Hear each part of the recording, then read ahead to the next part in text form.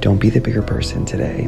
Be the person that helps them understand that sometimes when you fuck around, you find out.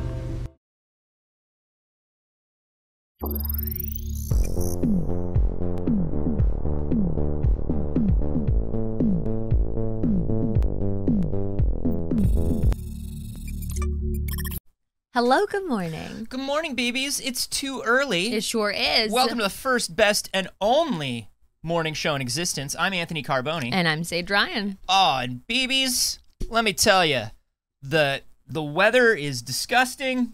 The heat is back. The weather outside is frightful. The fire is coming from the sky. The fire, watch out, the fire is coming from inside the weather. Yeah.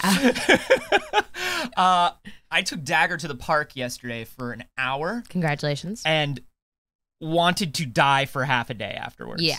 That's where we're at in LA. Yeah, that's about how it is. It was hard to breathe in LA yesterday. You know, it's hard to breathe here. And it's hard to breathe here. I think that's probably a negative. Like, if somebody was like, hey, what are the pros and cons of living in LA? That sometimes it is hard to breathe is probably a con? It's a con because... I wasn't sure where it was landing. Because here's what's up. I do need to breathe most times. Ugh. And a lot of times here, I can't. Is it a plain mug? No, it's not. Watch out. I made the left-handed guy the right-handed mug on accident.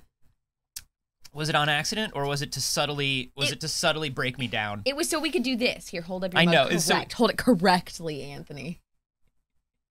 It was so we could do this, and we're very cute.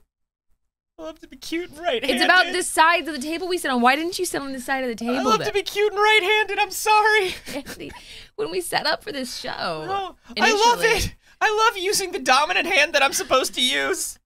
Good. Thank you so much for correcting me. Anthony, why didn't you sit on this side of the table when we set up for this show initially, so that you could have free use of your left hand? I don't know. I feel like we just sat down naturally at these sides of the table. I don't think we picked anything. I don't remember picking anything either. Oh, I think what it was is I went to sit down on this side of the table and you said, fuck you, man. You better sit on the right. You better sit on the right. Yeah, that's probably what happened. And I was like, okay, I'm sorry. I'll sit on the right side. You know, now that you say it, it is all coming back to me. Man, I'm getting another booster. Oh, yes, same. Yeah. So, hey, check and see if you're eligible for your COVID second booster shot, because damn, it do be out there. And there's also a bit of misinformation spreading that I want to just about vaccines? Shocking, I know. No. I just want to put a little bit of helpful information out there Hold as on. someone who is not a medical professional, so please do your own research. But there's a lot of conversation about waiting until BA5, whatever. BA549? Yeah. Until BA5 is included in the vaccine. That's a joke from an old TV show. That's not the right number. Nope. I know. That will not be available till at least October, and that would be to the first groups of people that a vaccine is available to, so generally the elderly and the particularly immunocompromised. We got hot new vaccine? There's seasonal ones. So right now we're on this seasonal one of the spring vaccine. And new vaccine there's going to be dropped? a fall vaccine, a fall drop. Whoa. That fall Pfizer drop, you know what I mean? We love a limited drop. I love, the rest of my friends who are worried about their health, I love to wait outside and undefeated, and on early on a Friday morning for that vaccine and the new Jordan 1s. That's what I like to do. Yeah. Because you never know. Because your boosters are supposed to be 6 months apart, at least for COVID. And I inject one and I keep one in the needle just to display, because it's gonna go up in value. Right, exactly. In actual information, your boosters are supposed to be 6 months apart. So by the time the fall one is available to any people who are not, again, the elderly or really heavily immunocompromised, it will be 6 months from now. We saw this when the vaccine actually came out too, where people were like, "Oh no, wait, don't get this vaccine. Wait for," and it's like, no, get the vaccine. It's deadly outside. Get the first vaccine that's available. Right. Hey, you know what the best? It's like how it's deadly outside. Yeah, it's like how Henri Cartier-Bresson said the best camera is the one that you have with you. The best vaccine is the one that's in your goddamn veins, keeping you from dying. So we're getting boosters because we're going to Comic-Con. Yeah, and also because we should get boosters, but Yeah. we are going to Comic-Con, and the schedule has now been announced. You can see both of us in a live play at Comic-Con on Friday at 1:15 p.m. at the Omni Hotel. I did it! Opa! It's a game led by Abria Iyengar, and it's going to be very, very Never heard of her. fun. And she's very cool and I talented. don't know. So, let's get into the news, shall we? Let's get into the news. I want to start, if we may, Saige, by Maybe. talking about this. Okay. If that's all right. We're going to start out with a little entertainment news. Right back.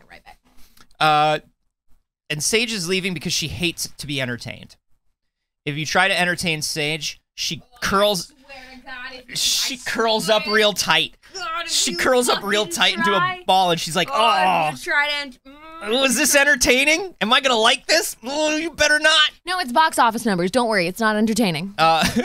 Well, it's about entertainment. It's Thor: Love and Thunder has opened at $302 million worldwide. Yeah. Won a $143 million U.S. debut, which is the highest box office debut for any Thor movie, which is wild because that's normally not how a series works. Right. But Marvel seems to be doing a good job of making sure that's how a series works. And I think a lot of people trickled into watching Ragnarok. Mm-hmm. And then we're like, oh shit, I didn't really like Thor No. until Ragnarok. Listen, now that Ragnarok and Love and Thunder are out, we can say it. Thor was like a boring gender-bent Enchanted. Mm-hmm. I liked it, but it was like a slightly boring gender-bent Enchanted. Yeah. And then Thor: The Dark World was for some reason a Shakespearean tragedy directed by Patty Jenkins. But it's also a movie that has like the effect of a Doctor Who villain where it cannot stay in anyone's memory as soon as they look away from it. Tell me 3 things that happened in Thor: The Dark World. I cannot do it. I know Loki was there. Or do I? Here's what I know. Ragnarok was fucking great. Mm-hmm. Love and Thunder is amazing. And it made 143 million, which means it did not quite make more on opening weekend than Jurassic World Dominion. But I have a feeling it's going to have way more lasting power than Jurassic World. Yeah. I think these box office numbers for Thor are going to stay high for pretty much a month. Mm-hmm. And then it did not get anywhere close to Doctor Strange in that Madneyverse. It is very interesting. I mean, we are in another wave, COVID-wise, so I think we have to factor that in because, like, I went to a midnight showing of Multiverse of Madness. I did not go to a midnight showing of this one for shared safety reasons. Right. That's the thing is everything's just going up and down, you know? It's almost like waves. Has anybody called it waves yet? No, I think you just made that up. I think this sickness is happening in waves is what Whoa. is a term that I'd like to coin right now. And so it is. It's affecting movies. And that's why I think, like, Doctor Strange had some pretty big drop-off. Mm-hmm. I don't think Thor's going to have the drop-off. I think people are going to keep going to see Thor. Yeah, like, I'm looking to go see Thor this week during the day in a empty theater. Do you want to see it in 4DX? Sure. Okay. All right. Let's talk about when we see it in 4DX. Okay, I've got. Yo, you got to see a 4DX movie. It opened ahead of, so it's a little below expectations here in the States. They wanted it to open at 150 mil. Wah, wah. That's a rounding error. Marvel can take that. Yeah. Internationally, it opened stronger than anybody thought it was going to open. $159 million international, which the Thor movies have not traditionally done well internationally. That makes sense. This is huge internationally. And I think it's great because it's a great movie. I like it a lot. I'm excited to see it. And following up on that news, you know, they've been doing a lot of press for the film, including Taika Waititi, who's been doing his weird anti-press thing. Yeah, he has. Like on social media, he's like, I have to do this. They're telling me that I have to tell you to see Thor. And it's like, dude, don't you want people to see Thor? And he's like, yeah, but I don't want to have to tell people about it. And it works. And it works. And it works because we love Taika Waititi. We go, he's not trying to sell things to us. He's just like us. He's just like us. He's just like us. He's beautiful and a genius, and he's in a committed relationship with Rita Ora. He's just like us. He's just like us.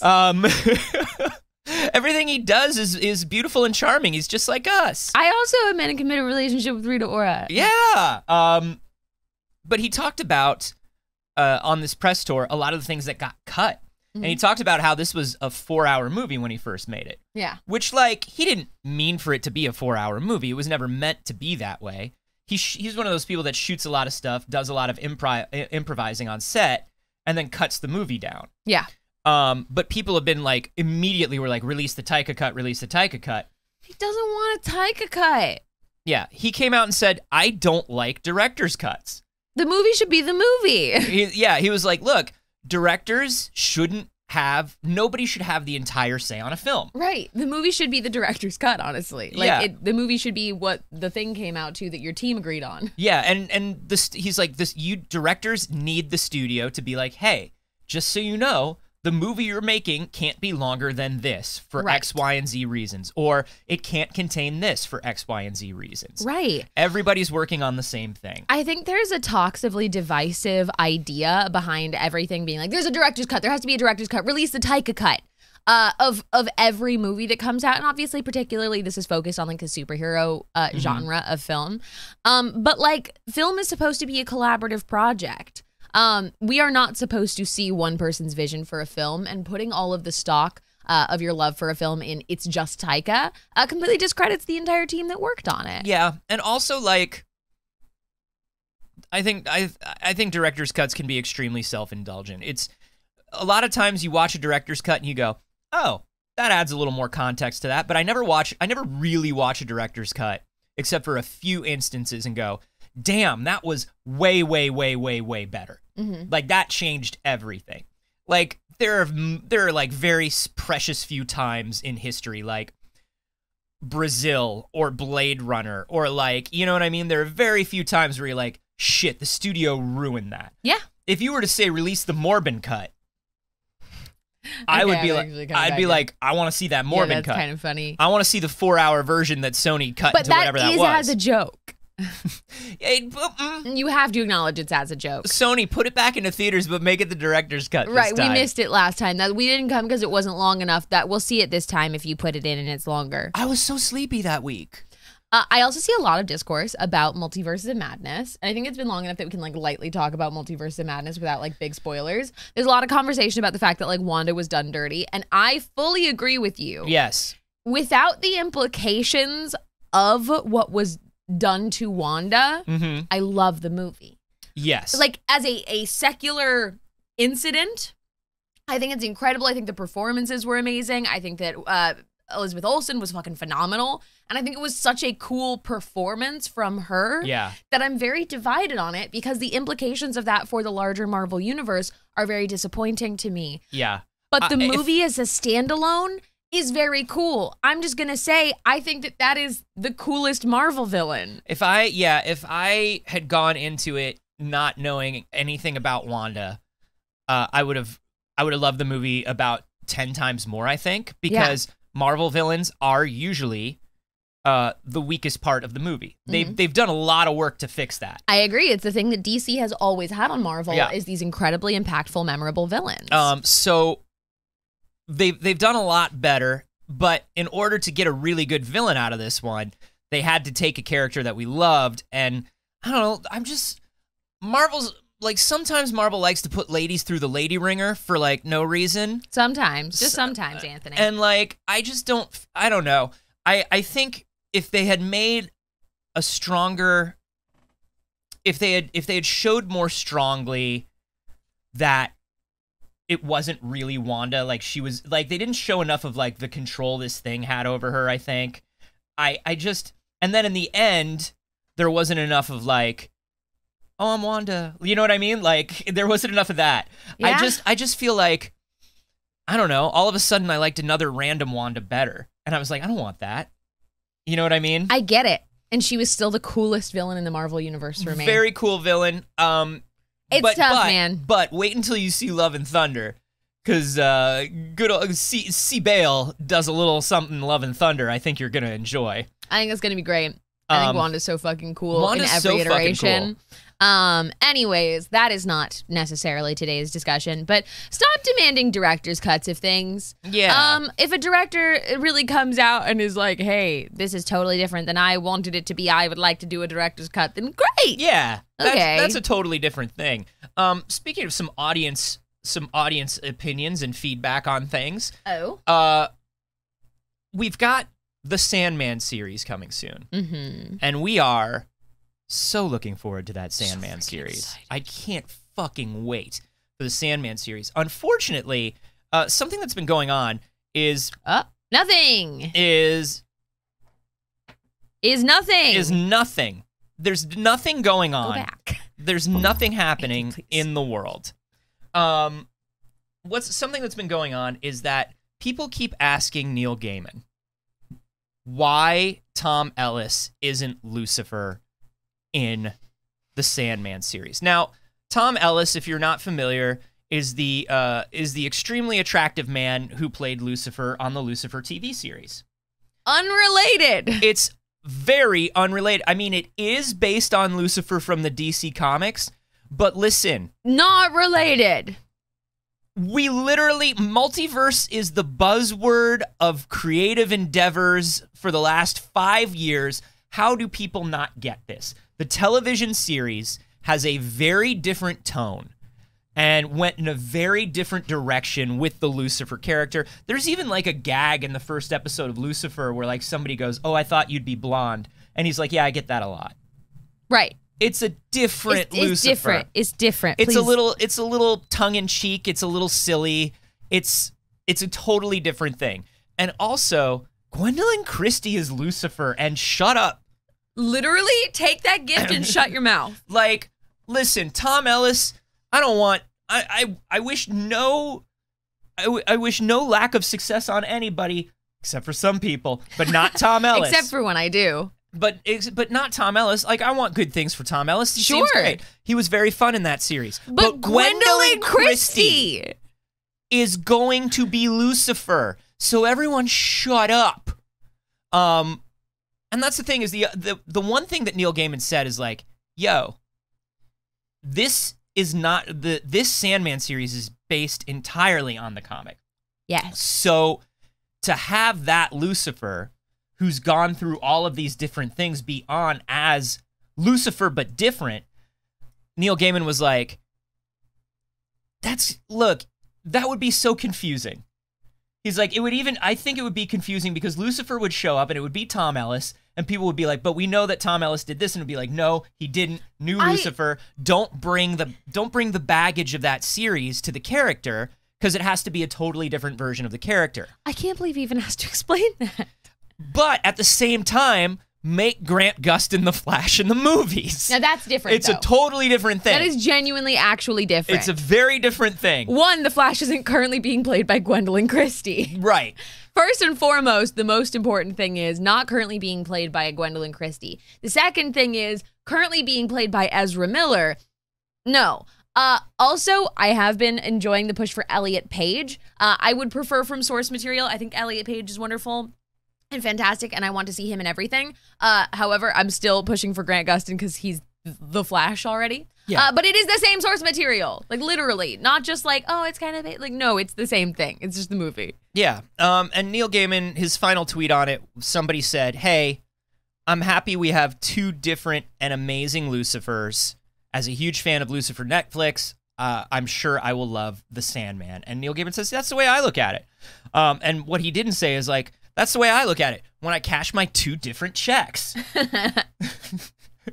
When I cash my two different checks for these That's the best way series. to explain it. That's how he should have explained it. Look, two different checks. Look, I have two Here's checks. Lucifer money, Sandman money. And he's just jingling like bags of But money. his money don't jiggle jiggle. It falls.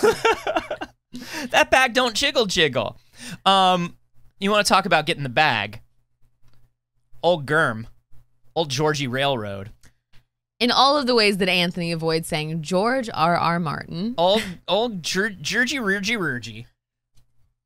Jokin' Rokin' Railroad.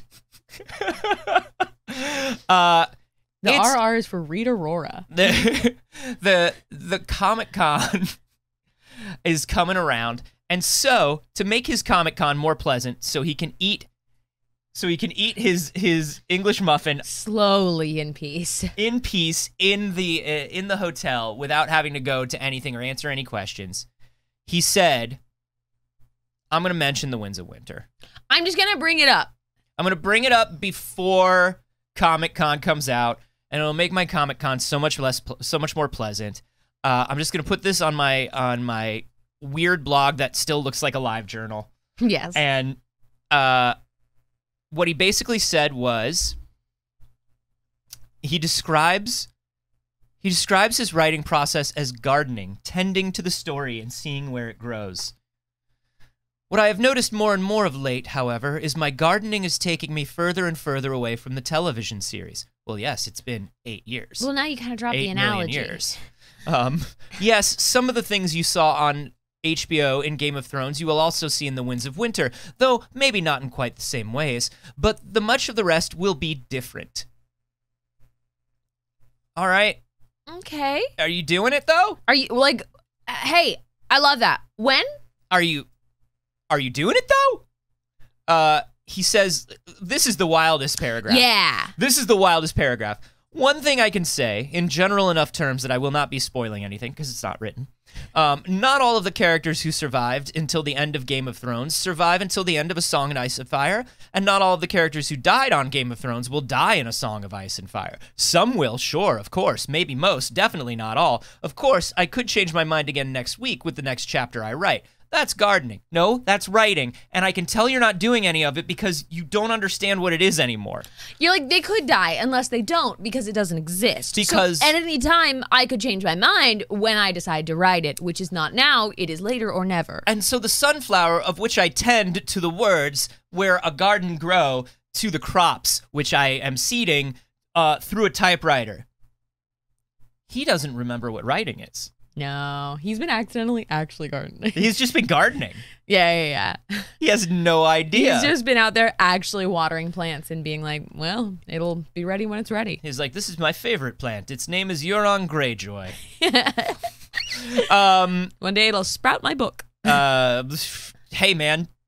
Whatever works for you, I guess. He, too, is just, like, holding up different checks. Yeah. He's just like, I don't know. I just He's keep like, do you want check. the prequel check or the Jon Snow show check? He's like, I don't know. The book check? The show check. The other show check? The other show check. This show didn't even happen. I got 3 checks. What about the game check? Woo! Television and games. So you know.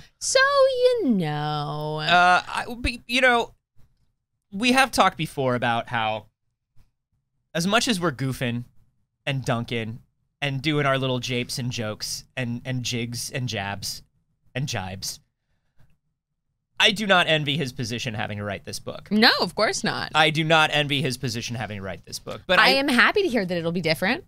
But I also want to say that the sooner you rip this Band-Aid off, Germ, probably the better it's going to be.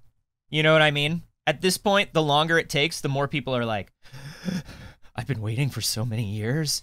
This is going to be the greatest thing. Yeah, here's the thing. I think every like really intense Game of Thrones books fan has written the last book in their own head more than George R.R. Martin has at this point. Oh, for sure. They have written more of the story as fans than he has. So by the time it comes out, there's going to be all of this like, well, this is what I believed it would be. This was my headcanon. Yeah. It's a thing that I see happen with Star Wars a lot, and I talk about this a lot, where people are like, I'm a huge Star Wars fan, but I hate everything Star Wars does. And it's like, no, you're a fan fiction writer then. Yeah. And that's okay. You love Star Wars, the Star Wars fan fiction you write, but you might not actually be a Star Wars fan anymore if you hate everything Star Wars does. And it's okay to move on and it not be for you anymore. If I was writing something that I knew was like 90% guaranteed to be universally reviled, I would probably stop writing it too. I would probably butter that English muffin in the hotel lobby as slow as possible, just like he does. I'd just be like, why do you want this so badly when you're going to hate it? Yeah. Why do you want this so badly when you're going to hate it? Anthony, does your shirt come apart to be a crop top? It's attached. It goes all the way up. Damn, baby, those legs go all the way up. Oh! It's 2 shirts that are held together with these practical things. This is a very practical look. It would make a good crop top. I agree. And it could. Be a good look. Crop top summer. Crop top summer for everyone. Hey, except for Ubisoft. Ubisoft does not get to enjoy the summer. Okay, jumping up. Let's go. Ubisoft doesn't get to enjoy anything. There, I said it. Last week, we reported on the fact that Ubisoft is going to be taking down their multiplayer servers and DLC online content servers for a lot of older titles. I mean, not the oldest titles, but older titles. Which is very weird because even though they're older titles, they're big titles that have been shown in a lot of like backwards compatibility things for the Xbox. Yeah. Like a lot of these titles have been like... Sorry, I keep punching the mic today, y'all. A lot of these things have been like, yo, can you believe it? Yeah, I'll provide you some feedback, Ubisoft. Let's go. Okay, so decommissioning of online services, this was the initial list. Assassin's Creed Brotherhood was one of the big ones for Liberation, a lot of people. Far Cry 3. Driver, Prince of Persia. Rayman Legends. A lot of Zombie U, of course, the biggest one. The one we're all concerned about. But they have just announced that they're not just taking the servers for the multiplayer content down or the online content down. They have now officially delisted Assassin's Creed Liberation from Steam. Uh-oh. So, yeah, they're not just taking down the servers. They're going to take down a few of these games. That is a big issue. So not only are you not going to be able to access the multiplayer and the DLC and all that stuff. Yes, it did say that most of the DLC will not be available. Yeah, the games that have DLC, the DLC will not be available. Yeah, anything that requires a connection to a server isn't going to work. So if you don't have that DLC already, and if it needs to check every time it logs on to see if you own the DLC. Done. Skywalker said they just don't like Assassin's Creed anymore. I mean, neither do I. I mean, I never did, but the delisting of games is a big deal because the delisting of games is essentially like, well, this is delisting from Steam. Yeah. So basically, if you bought the game on Steam and you don't download it before September, you functionally cannot access the game anymore. Right. Not yours no more. You don't own it anymore. And this is the problem with the, we talk about this all the time, digital versus physical and what the problems are. The issue here is, hey man, people bought that. Like people bought that. Yeah. You can't just be like, hey, you bought a product and no. But video games do it all the time. They can is kind of the thing. I mean, yeah, yes, they absolutely can and they are. Don't like it. They shouldn't. Can. They shouldn't. They shouldn't. It's fucking wild. It's fucking wild. And yeah, somebody in the live studio, Zealous, brings up the fact that it's also the fact that, like, we went through a period where all single-player stuff depended on connection to a server. Yep. And a lot of single-player stuff still does, although we've cut down on that. But this was a huge problem with games from that, from that particular generation, like the 360 Xbox One generation, where it's like, I want to connect to a server so you can play this single-player game. Yeah. And it's like, well, fuck you, why? It's like, cause do. Cause I want to. Cause I want to. Cause do it. Cause I need. And one day the server's gonna go down, and everything's gonna be broken. No, they say that'll never happen. It'll never happen. Don't even worry about that. Buy your movies and TV on the PlayStation Store. It'll be safe forever. You own it. Did you see that as well? All of PlayStation's, if you bought any video on the PlayStation Store, it's just going away. You just don't own it. That does suck. And they're like, and it's like, well, what do I do? Can I download it? And they're like, you just no, bye. Bye. Not B-U-Y. B-Y-E. It went from B-U-Y. I will say that, like, anybody who bought media on the PlayStation Store, look, I'm not dunking on you, but that was you. Who knew? You knew that the PlayStation Store was the wrong store to buy media on. Yeah, I don't store my movies on my PlayStation Store personally, but I'm sure there were some people who were just like, I'm here. Yeah. I use it as my television essentially. I think most of the people who bought media on the PlayStation Store were probably at the time kids or teenagers where that was their one device they had in their room. Yeah. and so they really didn't have a lot of alternatives. Although, man, like kids got phones, kids got laptop. Now they do, yeah. Yeah. Man, it's such a bummer. It's such a bummer because, yeah, all of that stuff is going away. And it's like, well, what store do I back to own things? And the answer is your own hard drive or a physical disc. That's the unfortunate truth. I hate having physical discs. I hate having physical discs. I hate to have a physical disc. Well, Ubisoft gets nothing. Ubisoft gets no joy. No cookies. Do you know who does? Who? 4 people, Anthony. You. Me. Harley Quinn. Yeah. And Poison Ivy. Ooh, baby. Those are all of the people that get good things today. Because we got a poster for Harley Quinn Season 3, and that's all that it is. There's no other big update. I'm sorry, but oh my God. Look at that! End of the month. It's all really happening. Look at my girls. Oh, God. I love them so much, and they're so perfect.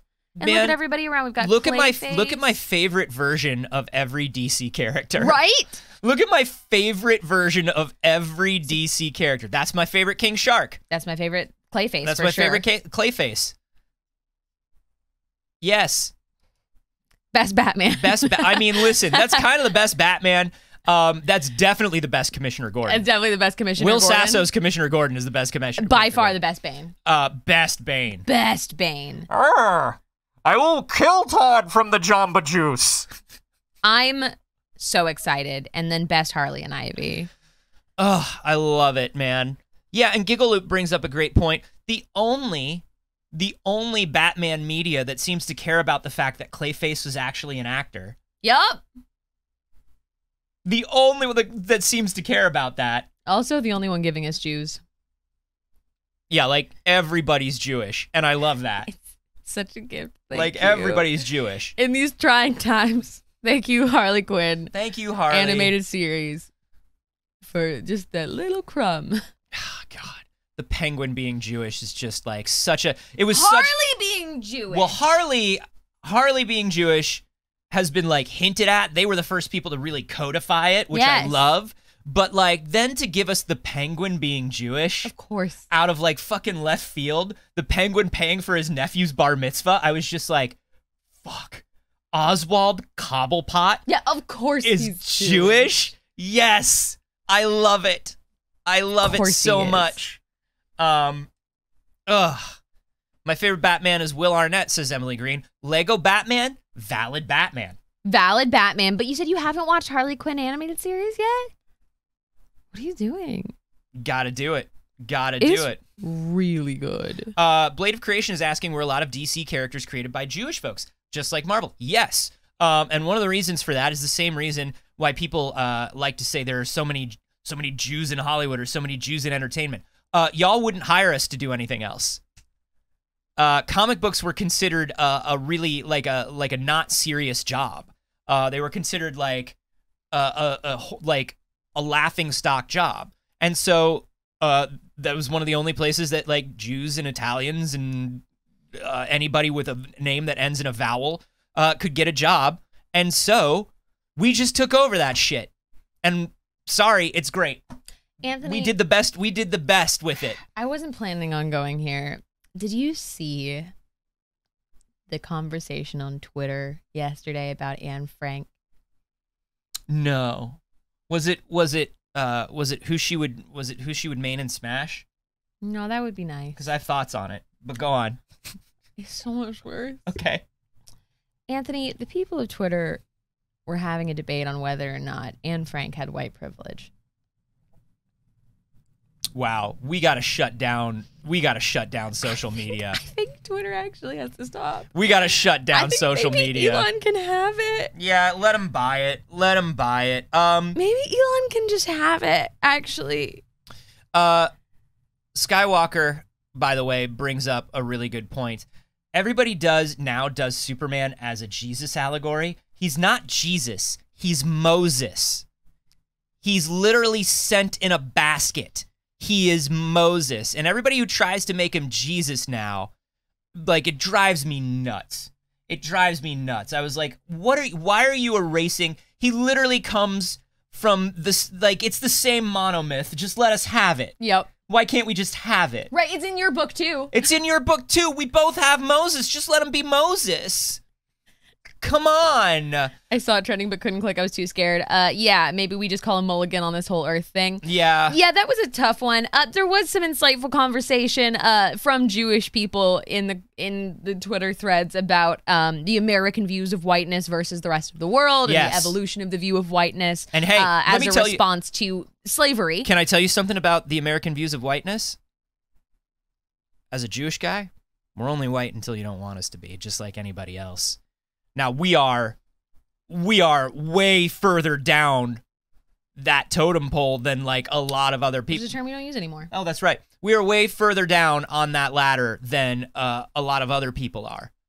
You know what I mean? Absolutely. I'm not gonna say, like, look, I walk into anywhere, and I'm a white guy. Anthony and I have a lot of privilege. Yes. And Frank did not. And Frank had zero privilege. There was no privilege. Let me tell you who had no privilege in fucking Germany in the 1930s.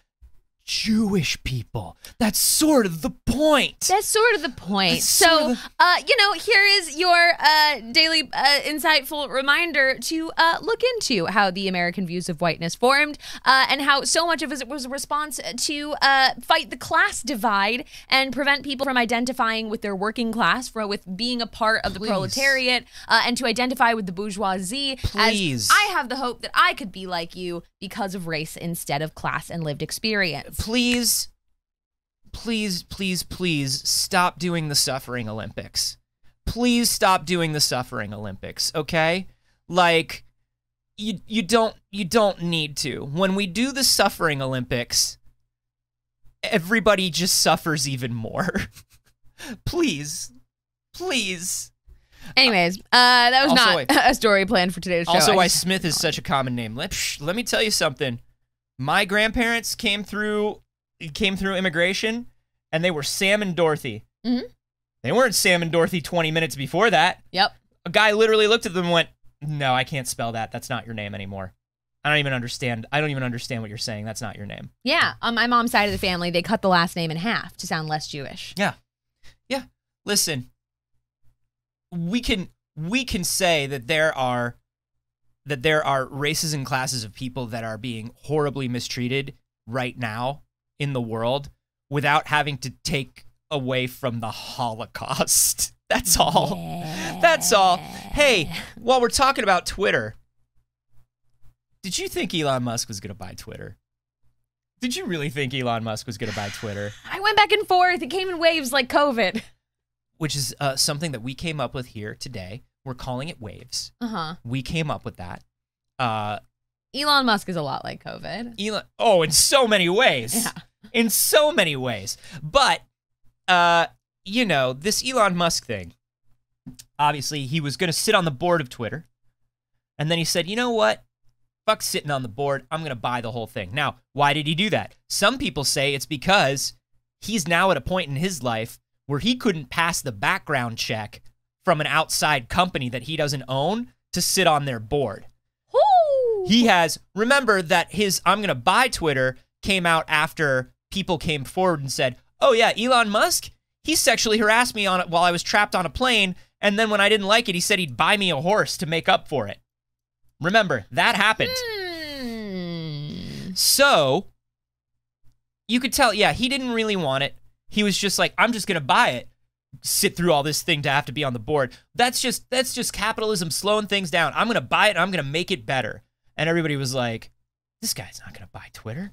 And then Twitter unanimously voted. The board was like, great, let him buy it. Because listen, nobody wants to own Twitter, and nobody wants to sit on the board of Twitter. Everybody who's at the high up on Twitter right now wants their golden parachute that they were promised, and they want to get the fuck out.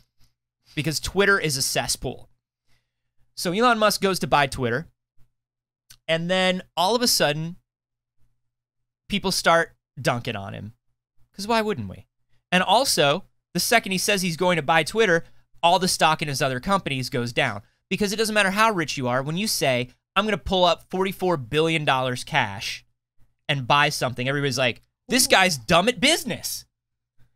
This guy's not only that, he's over leveraging himself. He had to leverage $6.5 billion of his own Tesla stock, which of course made Tesla stock fucking plummet. And listen, if you know anybody who believes in the stock market, any of these fucking middle class people who believe that the stock market is going to save them and raise them up into the upper class, which it won't, they really love their Tesla stock. They're willing to overlook a lot of shit as long as their Tesla stock keeps going up. And the second the Tesla stock went down, woof, did everybody start getting pissed at Elon Musk. Shoot Elon Musk into space. He has the equipment. Send yourself, bud. Yeah, send like in his like busted equipment that like can't return properly. Hey, as long as it can get up there. Right. As long as you just need to get up there, launch him in one of his cars like he launched a car into space. Don't forget he's going to hit the moon. It's fucking wild. So now, trying to pull out of a $44 billion. Now, remember, Twitter wasn't up for sale. No, they were not actively trying to sell Twitter. This is not where there were a couple different people bidding on Twitter. And he was Elon just was like, one of them. I don't like that the far-right conspiracy theorists are getting banned here. I think that goes against freedom of speech. It doesn't. He was just like, everybody who thinks Pickle Rick is as hilarious as I do, would you like Twitter to be as bad as I would like it to be? Go get on Trump's Twitter. And they said, yeah, we would. Remember, there were people that had been banned that were like, Elon's going to save us. Yeah, like Donald Trump. And I was just like, holy shit, this is the worst guy with the worst people in the worst corner. Anyway, because they said they weren't for sale, but he made an offer out of nowhere. Uh-huh. It's not like there's another, it's not like they were in the process of being sold. There's another person who wants to buy it. So Twitter's going to sue. Obviously, Twitter's going to sue. They just lost a $44 billion buyout, which is not just going to tank Elon Musk's stock. It's going to tank Twitter's stock. It is, absolutely. And, like, you can't just do these things as a joke. But he thinks he can. And, I mean, listen, the same way we said you can't just take these things off of the digital servers, the unfortunate thing is apparently he can. Because we'll see how the lawsuit goes. Because when you have so much money, remember, any crime that is punished by a fine is only a crime to the poor or to people that cannot afford the fine. This guy can afford every single fine. Yep. Now, he's basically hired in response the same law firm that he hired to defend him in that defamation case he had, where he called those people who rescued the people trapped underwater because they didn't use a submarine. Where he called them pedophiles just because they didn't use his submarine. They're also the same. They're also the same law firm that defended him after he tweeted "funding secured" when he promised he was going to buy Tesla and take it private, which is like an SEC violation. But yes, it's that. It's okay. They charge you money.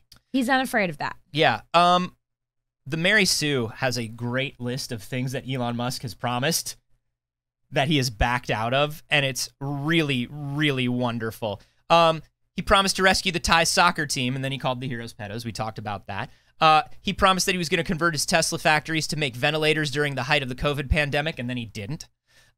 He promised to solve the Flint water crisis, but then didn't talk to the city leaders or do anything for Flint. He sent non-functioning solar panels to Puerto Rico after the hurricane. They didn't work, and then he didn't do anything about it. He bragged about how he sent internet dishes, Starlink internet dishes to the Ukraine, but he charged the government 3 times the retail price for every dish. And then he promised that he would solve world hunger by donating 2% of his wealth, and then he bailed on that because he was like, nah, I don't believe it would work. 2% of his wealth. He makes that in interest every day. Yeah, he was like, if you can prove to me that this would do it. And then they were like, here's how we think it would do it. And he was like, did you ever see that? Fake. Dude turned himself into a pickle. Funniest damn shit I've ever seen. Why don't you come up with a plan where everybody turns themselves into pickles and then I'll pay for it? Fuck this guy. Fuck Elon Musk. Do you want to do one more story of people we hate? So I have a question I want to pose to the BBs here. Oh, I've got the answer to that question, but go ahead. Okay. As most of you, unfortunately, may know, Logan Paul purchased the most expensive Pokemon card in the world. It was a limited edition Illustrator Pikachu card in Japanese that was extremely hard to get and extremely rare. How much did he spend on it initially? He spent $5 million. $5.2 million, I guess. I think there was some kind of deal on it. So initially, they didn't want to sell it to him. They ended up selling it to him. And now, unsurprisingly, he is turning it into an NFT. Which, like, can he? So that's my question. He's doing it on a blockchain platform that he co-founded, by the way. So there is so much with Logan Paul repeatedly promoting things as if he is not a part of them, raising stocks in them. He's doing a similar bullshit to Elon Musk, honestly. He's done like 3 crypto pump and dumps. A lot of crypto pump and dumps. It's like him, it's like he's part of it. Mr. Beast gets in on them. Does he? Yeah, Gary V. Gary V is kind of the guy who's like telling these horrible bros what to invest in. Yep. And then they listen to Gary V and they make a lot of money. And so they keep doing this because it's like, well, Gary says it'll work and it works. But they're doing like these horrible pump and dump schemes for different types of crypto. So Lots of Kittens brings up exactly what I'm thinking is I'm kind of pissed for the artist who made that card on top of just being mad about NFTs. But, well, and the Pokemon company. Right. So how is it possible for you to sell an NFT of something that is definitely owned by the Pokemon company? It's not. And a lot of NFT companies have gotten into legal trouble for just this exact thing. You may remember the Dune DAO. The Dune DAO was a bunch of people that bought a first edition copy of Dune, scanned every page, turned every page into an NFT, and then said, we're making our own Dune movies, we're making our own Dune TV show, we're making our own Dune comic books. You can't just do that. And it's like, no. You can't do that. I too own a copy of Dune. What are you talking? And there was something where they genuinely believed having a first edition gave them power. Like, because it was a first edition, they were like, no, this was the first Dune. And it's like, no, a first edition doesn't mean it's the first copy of Dune. It means that you're part of the first printing of Dune. They printed 100,000 copies of the first run of Dune, and you have one of them or whatever. You just have a book like any other book. There are also crypto companies and NFT companies that like scan pictures of anime and stuff. There was the Inuyasha coin. Yep. Inuyasha coin. So here's the thing: is I know that there is rampant stealing of artwork and IP in all cryptocurrency and NFTs. But it is sheerly the size of a creator like Logan Paul that I'm like, how do you get away with this? Like artists, like independent artists get their work stolen every single day, right? And then individuals who are not as public as Logan Paul steal huge works of art, like, from these big companies that have all of the lawyers. Mm-hmm. But the combination of Logan Paul and the Pokemon company, how? What makes you think that can happen? So the worst that they can do right now, unfortunately, is send a DMCA. And if he makes any money based on the NFTs, they can sue him for the profits. But the problem is, because NFTs and the blockchain are still not well regulated, it's essentially like they can take down the website and sue him. And he's going to he's going to make more money than he's going to be fined. Right, because he's going to get all the attention from it, and it's going to bring people fucking going to his YouTube channel and listen to his bullshit podcast. Well, and that's the thing, is the reason this is happening right now is because we haven't heard from Logan Paul in a few months. And so what Logan Paul likes to do is every few months he's like, what's the thing that's going to get me the most attention and the most people mad at me? So don't look him up. Literally, don't even think his name. Now, do your best not to. Now, did we do it? Shut up. Now, here's the thing. I actually don't think so, because if you hear his name here and you do not have to look it up or click on the trending topic on Twitter or click through to his channel, then he got nothing. That's true. That's true. We took it from him. We love to take from him. We turned his thing into our NFT. What? I don't know. Hey. Let's get out of this nosedive, shall we? I feel like we gotta do this one last. Okay, let's do the final. It's in the title. Let's do the final nose. Oh, okay. Yeah, let's do the final nosedive. So, last week, the ex-prime minister of Japan, Shinzo Abe, was assassinated in, I believe, Kyoto. Now, it's horrible news. Yes. Obviously. But something happened immediately afterwards where people on the internet started spreading pictures of Hideo Kojima as the wanted suspect in this case. And they were posting pictures of him, like, there's that famous picture of him in the hammer and sickle thing, and so they were posting that he was like look at this guy, he's a political, like, terrorist, like, blah blah blah, this is who he is. As they did it for the lulz. And unfortunately, a bunch of news outlets started picking up on this. Because news outlets can be that fucking lazy and still be called news outlets. The first thing that happened was a Greek TV station picked up on it, and once a major media outlet from another country picked up on it, it started being passed around by a lot of people in the EU, and then it spread. And then a far right French politician, Damien Rieu, who did not understand it was a joke, retweeted the images of Kojima with a comment that translates, "The extreme left kills." This is a huge, huge issue. And it was very dangerous for Hideo Kojima. And it is foundationally, obviously, which just hasn't been said yet and needs to be said, this is foundationally rooted in racism. Yes. And these people, these 4chan fucking trolls that did it for the lulz or thought it would be funny, that maybe didn't think a news source would pick it up, I don't give a shit, fuck you, you racist fuck.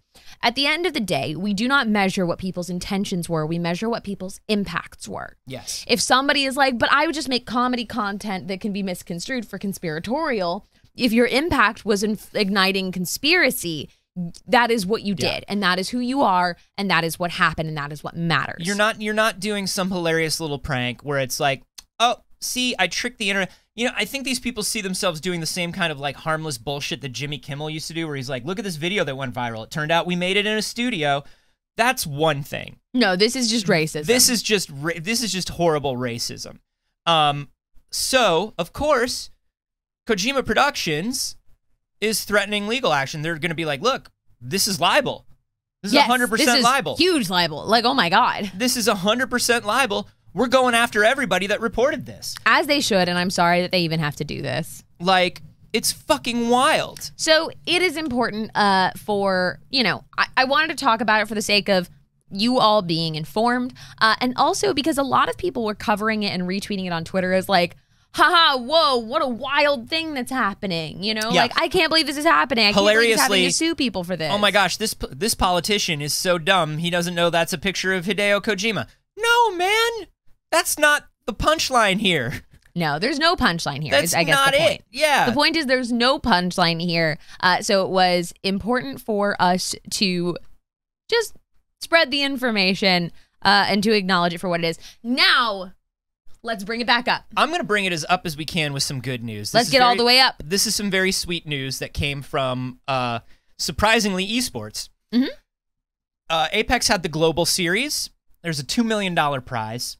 Big deal competition. Yes. And during the competition, one of the players, Imperial Hal, saw that as they were about to win the match, the player that he was about to frag was standing completely still. And so Imperial Hal goes, whoa, whoa, whoa. Don't shoot, don't shoot. Don't go after this guy. He's disconnected or he's tabbed out. Don't fire on him now. This is the player. It would be unfair to win this way. Yeah, for a $2 million prize. This is not just your average, I signed on to Apex and am playing a game today. Yeah, so then you can totally, you know, hit an this was an so AFK huge player. Because he said, like, look, every single player has had these issues, and to have them in such a massive, like, you've worked basically your entire career to get to something like this. Yeah. Remember, esports for these guys is a career. So they've worked their whole lives. There's a connection issue. It's basically, I'm not going to win without honor, and I love that. We love that. Yeah, and he's just screaming out, don't shoot him, bro, he's crashed. Don't do it. He's 100% tabbed out or something, he's crashed. The player's name is Scars, don't touch Scars. Wait for them to come back. We love that. Props to Imperial Hal for doing the right thing. Yeah. Which is clouded for a lot of people, especially when there is that amount of money on the line. Yeah. Very classy. So we love to see that. Apex has been in the news for a couple reasons. One of the big ones is that Respawn is apparently working on a new single-player FPS game set in the Apex universe. I think this is great. I think one of the things that like Blizzard didn't do fast enough with Overwatch was take these characters and expand upon the universe, which, like, we're glad now. Yeah, we're glad now because glad there's not more Overwatch to avoid. But they had these really strong characters, these really beautiful stories that they were writing with them, and I was like, well, I don't play team shooters, but I want to be the smart monkey. How can I be the smart monkey in another game? And they said, no smart monkey for you. You just can't. Shut up and play Overwatch, they said. So, and somebody's saying, not the Titanfall universe? Everybody's like, you mean Titanfall? So you mean Titanfall? No. The Apex Legends universe is connected to the Titanfall universe, but it is not one in the same. Right. It is its own timeline. Yeah. It is its own time that it is set in. Yeah. It's listen, multiverse. It's not the same Lucifer. You know what we're saying? It's not the same Lucifer in this one. It is just a different time, I believe. And also, like, Titanfall, the Titanfall universe effectively now is the Apex universe. Titanfall is done. We're probably not going to see more Titanfall in our lives. Yeah. Because Apex is the brand that took off. And I mean, they changed up the visual style. They changed up a lot of, like you're saying, it's a different universe. Yeah. The story is a bit different. The characters are a bit different. So this is kind of interesting that they've decided to make a single-player Apex game. Now, we're not entirely sure that it is. Like, one of the job listings is for an Apex Universe FPS incubation title. Incubation basically means we're starting with a small team. We're gonna work out the mechanics of this, see how it looks, and then if once we nail it, we're gonna bring it to a larger team to make into a full game. Now, they don't say single player in that listing, but there are other listings for adjacent teams that say brand new Respawn single player adventure that look like they're reporting to the same department on the same team. So from that, people are making the connection. You know, I'm also not a big FPS guy, but Yeah. I enjoyed Titanfall 2's single player a lot. I thought it was so clever and so fun and so unique. And I'll play an FPS if it's got something cool going on. Yeah, I played a little bit of Apex and I Yeah. had fun with it, but it's not a game I generally stick with. Again, that I'm not really an FPS person. I'll jump on when my friends are playing because it's a social experience for me. But it's not something that I'm ever going to solo queue into. Yeah. So I'm interested in seeing this, and also I miss doing all that cool Respawn wall running, calling on a mech, doing all that, you know they do what a I lot mean? of cool shit like that. So hopefully hopefully this turns out to be something. And you know, the only company I think that's been experimenting that's sort of like getting out there in the right way is Riot. Regardless of what you think about Riot, what we really love is that Riot knows that they have these characters that people love and these different versions of these characters people love. And it's like, well, we're going to make a fighting game. We're going to make a single player RPG. We're going to make a visual novel. We're going to make like all of these things. And so they're being smart about these characters. They're not keeping them to one. We're going to make Arcane.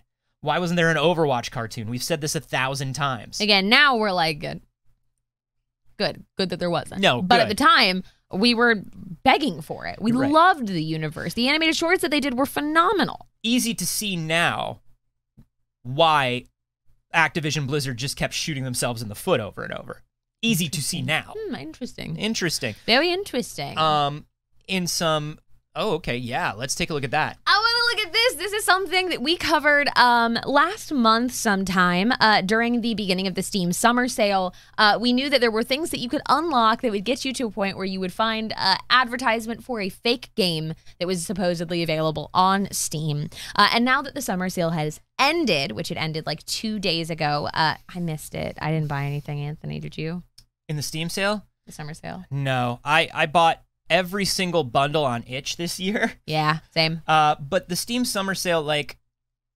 I meant to buy a few things. Can I tell you something? Just passed by me. The Steam summer sale has gotten so huge that it's overwhelming to me. What I do is I just look through any of the games on my wish list that have gone on sale generally. And by look through, you mean get the 800,000 Steam emails in your inbox that are like...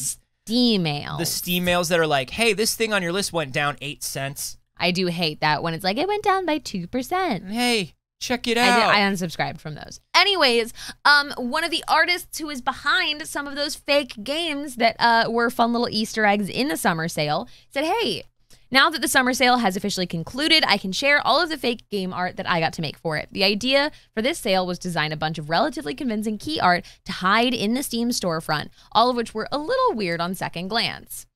This is from Claire Hummel. So, Pro Poker Amateur. Like, I love that. I love that. Custard Castle Small Claims Court. Okay, now I want to play Custard Castle Small Claims Court. When I saw this one too, I was like, the art, the look of it, the name. Look at that cutie little judge. Cutie little judge. Don't you want to be that? You want to be that cutie little judge. I kind of want to. Do you want to cosplay the cutie little judge? I'm panicking. I don't know if I want to be the cutie little judge or kiss the cutie little judge. I mean...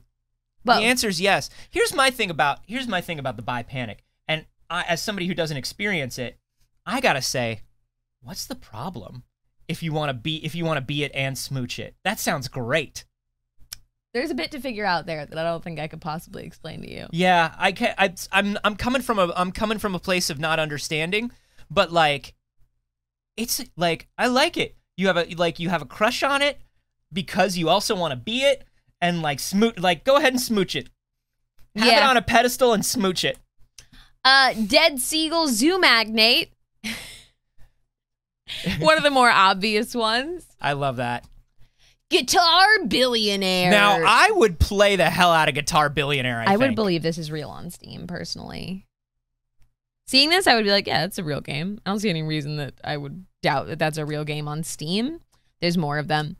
Tom Biden in the live studio audience says, smooch a thing and steal its power. Now think about that. Okay, now I'm back in. Now think about that. All right. Eric Wolpaw and Jay Pinkerton came up with the names descriptions for Clorthax's fake games. Then I just tried to match their energy in the final art. Super fun, trying to make plausibly polished logos for a whole bunch of different styles and genres. Can I tell you that I love that Eric Wolpaw is still just hanging out in Valve. They're not making games. He's not writing anything. I think he writes like whenever they do like the Aperture like desk job or labs or those things. But like Eric Wolpaw's just hanging out there. They've got one of the funniest fucking writers in the world hanging out at Steam. And they can just pay him to do stuff like this. Yeah. I love that. I think this is really cool. And what a fun prompt for an artist. Actually, Frankenstein's Monster Edition.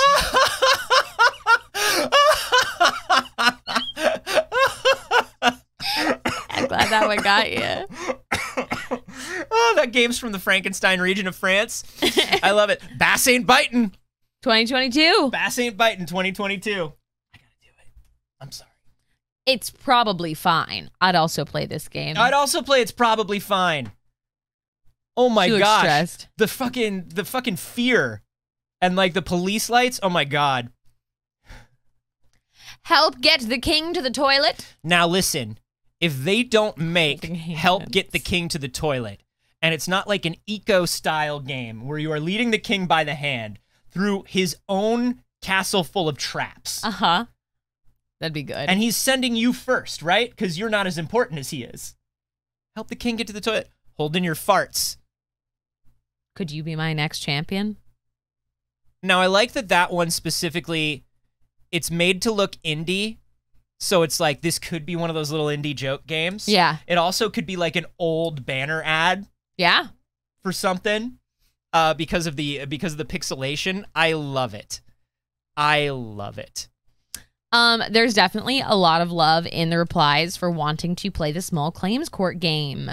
Dude, this for them, and if they're smart, they were thinking about it this way, and I'm sure they are because Valve are very smart. ThinkGeek's old April Fool's stuff. You remember? Yeah. ThinkGeek would put out a bunch of fake April Fool's products, and then whatever got like the most haha this rules, they would turn it into a real thing. If they're smart, they're going to turn a couple of these into real games. So the artist replied, legit, that's the one I want the most out of any of these, especially since Jay wrote Ace Attorney style when he was blocking out what kind of game it was. Ooh. Ugh. Candy, small candy.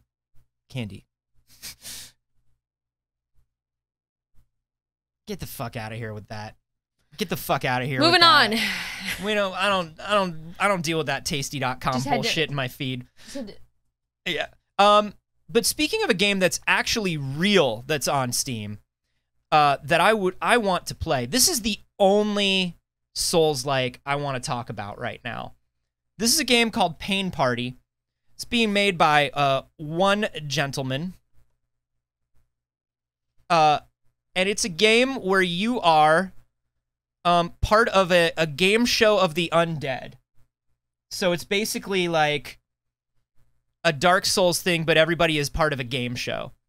And it's up to 23 people. It's Wipeout, Dark Souls style. It's Dark Souls, Fall Guys, Wipeout. Yeah. Squid Game? Squid Game. Just keep saying buzzwords. I love it so much. It looks silly as hell. And it's got such a fun, like, sense of humor to it. The developer has been posting a bunch of stuff on their Twitter about it, and this one clip I really, really enjoy, and I want to show it to you all.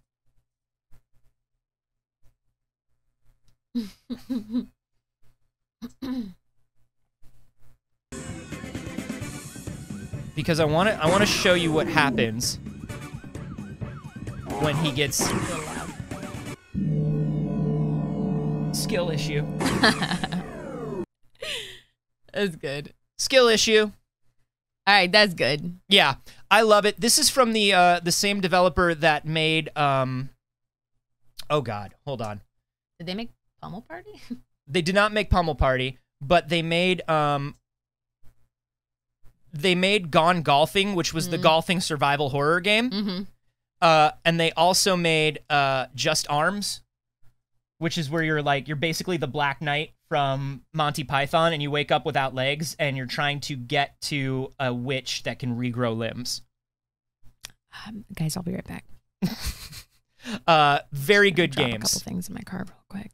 Very good games. Gone Golfing, the survival horror golf game, you will really enjoy if you haven't played it. Okay, let's see. All right. Yep, just put all those on the yep, and they're cheap too. Yeah, Just Arms like $2. Like Just Arms is $2. Yeah, Gone Golfing is $5. Yeah, no, okay, yeah. Yep. Pain Party's 10. Yeah, you that's go good, ahead. That's good. Let me just go ahead and log in.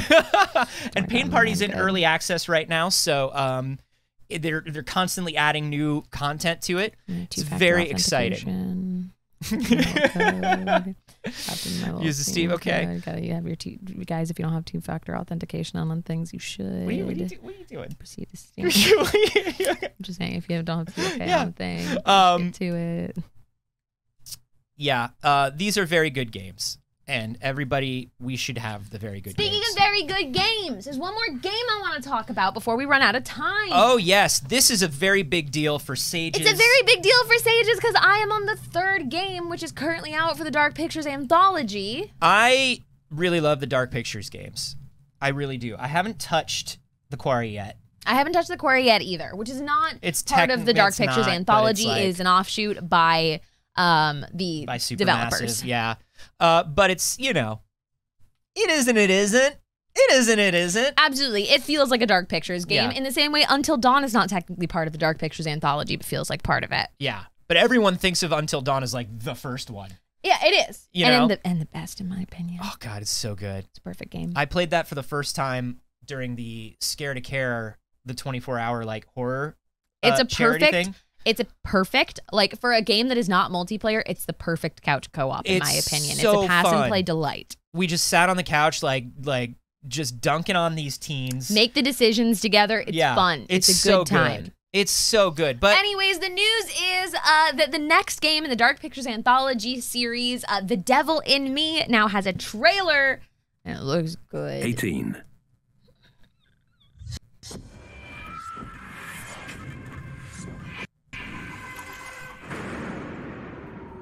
applause music.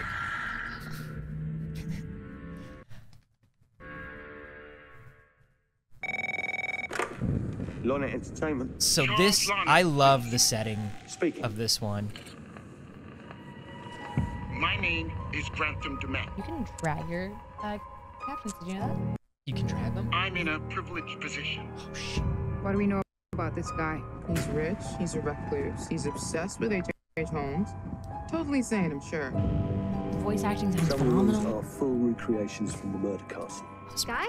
Is that you? So this is There's a a shit game ton of killer about footage a to be had here. documentary crew that is in this hotel that is a recreation of H.H. Holmes' murder house, who was suspected to be Jack the Ripper, was definitely a serial killer. And weird things start happening to them. Are you sure Could you he is? believe? No one is Now, you know when you're on a film crew and you have to wear the t-shirt that says crew? Just crew on it? What happened? What is this? It's a fucking booby trap. It's a fucking booby trap. Wild! I've told you what I have. Please don't waste my time. Autumn 2022. That's pretty soon. It's pretty soon. We were talking about... wait. It's important. Oh, yeah. Am I sending a card? All I want to see is that guy. Yeah. That fucking absolute weird fucking U2 energy man that is in all of these games. It's so funny to me because this character is so important to the Dark Pictures anthology. This is the one through line other than like the vibe of all of these games. Is there's this like person who is talking to you in between and evaluates the choices that you've been making Gives throughout you the that game. psychological profile in the beginning. Yeah. He's such a dork. Dude, he's the worst. The midlife crisis guy. Like, Yes. he does look like he has a girlfriend that's too young for him based on his haircut. The way he dresses is just like, where do you shop and why? But also, like, he collects things that are slightly unnerving. Like, Yeah. like he's like, oh, that guy has a lot of World War II memorabilia. Exactly. Like, that dude has model trains, but in like the worst possible He way. hangs out at the cool bar, but none of the cool people there want him there. No, and he like comes in early when like everybody's setting up. Exactly. First name basis with all the bartenders. They did announce, of course, your plastic tchotchke edition. I don't want that bust in my house. No, and I like spooky shit in my house, but that one's where I'm just like, oh, that's a little icky, actually. There are some things for horror games, and I remember talking to, I think I've told this story on the show before, but like, I had a buddy who collected, he's a horror effects artist, and he collected like a lot of the McFarlane toys, like since back in the day. Yeah. And so he has like a lot of ripped-faced guys. Like just faces, their faces and bodies are ripped all over the place, and they're like, and they're pretty like whatever, but what, like he's the sweetest boy in the world, this guy. But people would come into his place and be like, because like there's a certain level of like, I love horror stuff too, but there's a certain level where it's like, is this going to be off-putting to people I have in my home? And is it the right amount of off-putting, or is it too off-putting? I like to be a little off-putting to people in my home, for sure. A little off-putting is fine. The Dead Island collectible. Oh my god, the woman torso? The ripped up woman torso special edition? And look, some people are much more sensitive to body horror than others. Yeah. I am one of those people. Is it Peter Stormare? It is Peter Stormare, yeah. I'm a little sensitive to body horror. I don't like it very much. Peter Stormare is the desk man, but like you get little postcards and a hotel map and a business card. It's not, I would say, not the dad rock best song that plays. Not the best feelies. A lot of paper feelies, which like, meh, You know what I mean? If you're buying a collector's edition and it's like, you get a business card. It's like, my dude, I can get a box of business cards. Like, what are you talking about? Make those on Canva. Yeah, here's a 3x5 postcard from the hotel. It's like, where am I going to put that? That's not what I want. That's not what I want. The hotel map, I agree, is kind of cool. If you're somebody who puts maps up on the wall, I think that that's pretty rad. I also just love a physical map during a game, and it may just be from the age that I grew up in, but games used to come with big physical maps. I associate those most heavily with the GTA games. Yeah. For me, the first time I ever had a video game and opened up the box and there was a map was like literally The Legend of Zelda. I was gonna say, yeah, it's that and The Legend of Zelda for me. I was like 5 years old and I opened up The Legend of Zelda and it was like the map kept unfolding and I was like, oh, this is game? All this is game? So much game. And because I had because I was a weird kid and I was undiagnosed and my weirdness, your weirdness starts when it starts. My map was completely untouched, but I would make notes about the map on a separate piece of paper. Yeah. And then my friend would come over with his map of Zelda and it would be all marked up and he would be like, yeah, this is the bush where you find this and this is, and I'd be like, you wrote on your map? And he's like, yeah, that's what it's for. You like put down where you find secrets and stuff. I was like, you wrote on a map? You made marks on a thing that was already marked on? Oh, God, why? You're a sweet, weird kid, and that's all the time that we have, my sweet, weird kid friend. All right, everybody, thank you so much for joining us for today's show. Of course, we do the show every Monday, Wednesday, and Friday, so we've got 2 more shows for you this week. We will be offline for the week of Comic-Con. Because we're doing a Comic-Con. We will be there. We'll be here on Monday morning. Yeah, we'll be here Monday morning, but we will be offline on Wednesday and Friday for Comic-Con. But maybe we'll do some stuff for the Patreon while we're at Comic-Con. Maybe we'll record some stuff. I don't know. While we're out and about at Comic-Con. Who knows? Who can say? Maybe we'll give you flashbacks to your horrible old job and put an IRL backpack on you. Oh my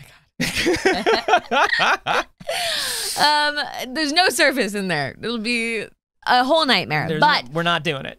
We are, of course, going to be recording a show from there, so hopefully we will have access to the footage. I'm not sure exactly where it's going to go, if it's going to be on the Comic-Con YouTube channel or ours, if you are not able to come out and see our game in person on Friday. But hey, Anthony, before we go through, and we thank all of the people that so kindly and so wonderfully supported us during the show today, where can they find you on the internet? Oh, my stars and garters, Saige, thank you so much for asking. You can find me everywhere on the internet at A Carboni, except for here on Twitch, where I am at Anthony Carboni. Twitch, you cowards, it's mine, give it back to me.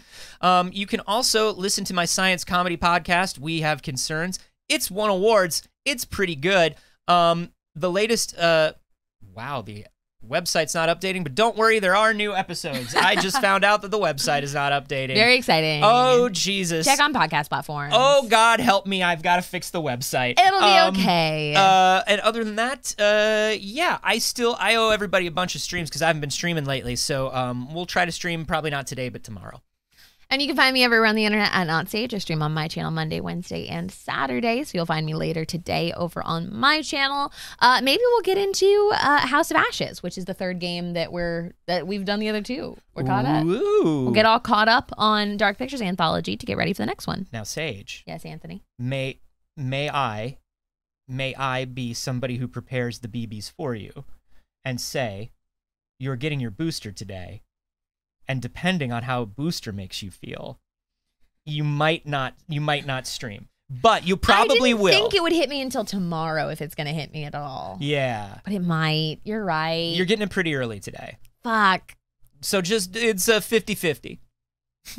That is a good point. I am getting my booster shot, and you should too. So if I am real not feel so good, I will keep you updated in the Discord. Hey, there's a ton of ways to support this independent show. Most of you are already doing it. All of you, in fact, are already doing it by showing up and watching. We do this show so that people will come and watch it. We just want you to enjoy it. That's all that we want. Yeah. I'm so sorry. My podcast was melting down. Why don't you do it after? I'm gonna. Show's still going for 2 more minutes. Yeah, you can do I know. After. I know, but THL Katrina was just like, I was wondering where the new episodes are, and I was like, since May? Oh, God. 2 minutes left. We'll fix it. The other ways that you can support the show completely for free is letting a friend know that you enjoyed it or letting some people know on the internet that you liked it. If you want to post about it on a social media, you want to retweet when we're going live, those are all incredible ways. You never have to, but it's extra and it's wonderful. The Discord's free. Hell, get in there and just join the community because it's fun. But there's also all of the people that supported us financially during the show today, in addition to people like our patrons who are very cool. Yeah. Thank you, Darwin50 for the cheer. Hudsonizer with the resub for 8 months. That's a good chunk of time. I think you might like us. Kurt with the $50 tip saying thank you for the news and the rage. Oh, no. Thank you. Because if we don't get that rage out, it's going to go somewhere. 54 Aquasnakes with the tip. Thank you so much, saying nice number for the start of the week. It sure is. That random asshat with the cheer. Thank you, that random asshat. Clobag with the resub with Prime for 14 months. That's more than a Pixel Circus year. Ronan again, thank you so much. And okay, that's everything for today. Thank you all so much. Dagger. He was very afraid. I'm sorry I frightened you, sweet boy. No, he doesn't want it. I know, I stopped. He doesn't want it. Thank you all so much. Remember that all of your subscriptions and Patreon memberships go to this entire studio and network. It's how we fund every single show. And your donations and bits go to whatever hosts you see on screen at the time, so we can pay our bills. So thank you so much for both of those. We love and appreciate you so much. Have an excellent rest of your day, and we will see you on Wednesday. Bye, BBs.